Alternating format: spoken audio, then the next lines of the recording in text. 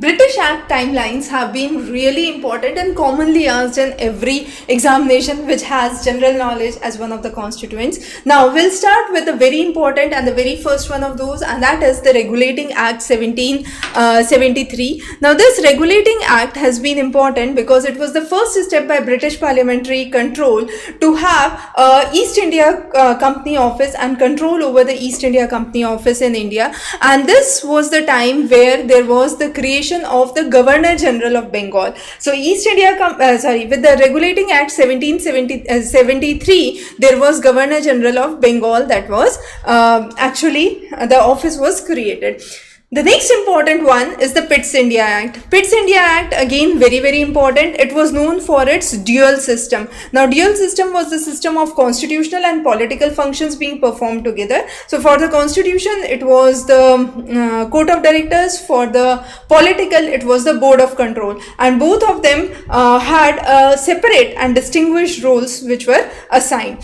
Then there was the Charter Act 1973. 1973 Charter Act was important because East India Company trade monopoly for 20 years was extended at this time, and it was also made compulsory that companies' employees be paid out of the Indian revenue that they earn. So that was again a major development in the Charter Act 1793. Then came the Charter Act 1813, again important. So it's 1813 Charter Act. Now 1813 Charter Act, the East India Company trade monopoly was abolished except for two things. One was the trade for tea, the other was the trade with China. So except these two, the monopoly of East India Company was abolished under the Charter Act 1813. Right? Then came the Charter Act 1833. 1833 was one of the major steps towards centralization, making Governor General of Bengal the Governor General of India. And this was one of the very important charters that is often asked in your competitive examination. And the first Governor General of India at that time was Lord William Bentinck, right? The next one was Charter Act 1853, sorry. Now this was the last of the Charter Acts. So 1793, 1813, 1833 and 1853. So every 20 years you had one Charter Act, right? So Charter Act, the last one of that was with the idea to open competitive exams for civil services and also provide a separate legislative and judicial functions that could be laid down.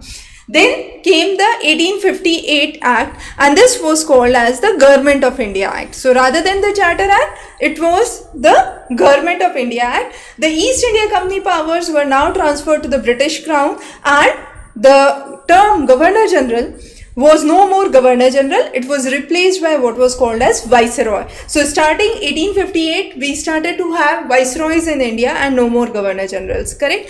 Then came the Indian Council Acts. Again, the 1861 Council Act was the one that talked about the portfolio system. Now this portfolio system was a very important system brought by Lord Canning, and it restored the legislative powers which were actually given to the Madras Presidency, to the Bombay Presidency. Then came the Council Act 1892, and 1892 Council Act was important because it increased the number of seats in the Legislative Council and brought in indirect elections. And then was the Morley Minto Reform 1909. Now this was very important because it talked about separate electorates. So Morley Minto Reform, that was 1909, and then came 1919 the Montagu-Chelmsford reforms. Now Montagu-Chelmsford reform was again important because it talked about the dual government or diarchy system. So there was the provinces and a bicameral legislature which was brought into existence at this point.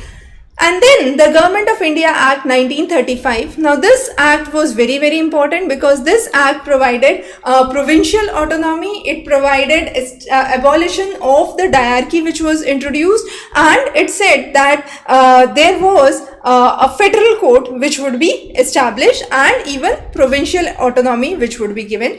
And finally, the Independence Act 1947, which was a basic act with the abolition of viceroy in India and identifying two separate independent dominions, that was India and Pakistan. So that was the major British constitutional timeline. It's important that 1858 was the point where viceroys started to exist in India. Before that, it was Governor General. Before the 1858, there were the Charter Acts which were brought every 20 years, and after that it was the Indian Council Act, followed by Moore-Minto reform, followed by Montego-Chelmsford reforms. So that is the basic hierarchy you should be very clear with. This simple visualization would help you develop interest with history, and the concepts will be bringing many important concepts for you. Stay tuned, stay subscribed.